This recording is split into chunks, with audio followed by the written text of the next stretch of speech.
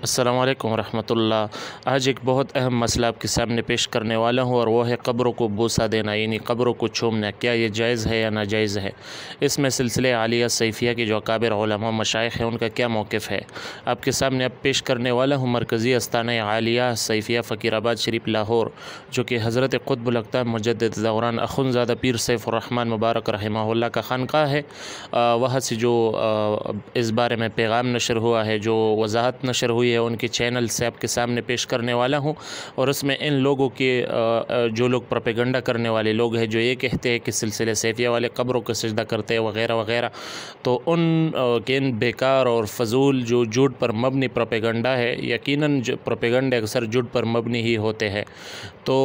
اس کا ایک زبردست توڑ بھی ہے اس میں، کیونکہ سلسلے سیفیہ والے تو وہ لوگ ہیں جو قبروں کو بوسہ دینے کی بھی قائل نہیں ہے احتیاطاً، اور سجدہ کرنا تو دور کی بات۔ آپ اس میں دیکھ سکتے ہو،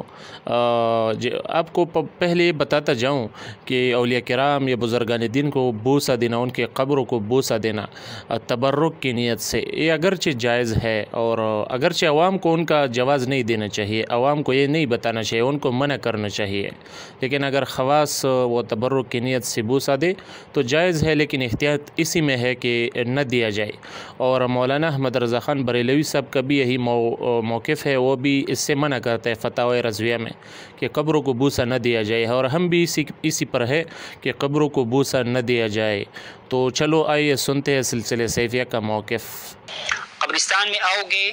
ہو سکے تو اس طریقے سے آؤ کا چہرہ صاحب قبر کے چہرے کی طرف ہو اور کچھ فاصلے پر کھڑا ہو، قبروں کو ہاتھ نہ لگائے، احتیاط اسی میں ہے کہ قبر کا بوسہ نہیں لیا جائے۔ اگرچہ کچھ علماء اولیاء اللہ یا صالحین کی مزارات کی بوسے کی بھی قائل ہے، لیکن مفتابہی قول یہ ہے، احتیاط اسی میں ہے کہ عوام الناس جو ہے وہ اس معاملے میں احتیاط کا مظاہرہ کرے۔ تو سلام